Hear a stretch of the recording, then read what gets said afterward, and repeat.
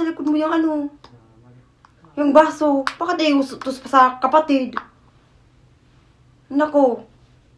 Huwag mo sanayin yung sarili mo, Haruki, na aabot kamay mo lang yung gagamitin mo, iutos mo pa. At baka makasanayan mo yan sa asawa mo na ayan na lang kukunin mo. Iutos mo pa. Asawa ko, kunin mo nga yan. Oh. Ayan na. Makabatid kayo yung ganun. Abot kamay na lang, iutos pa. Ha? Ay, ako, hindi ako sanay mang utos. Dahil may kamay naman ako, ginagawa ako. Anong uso?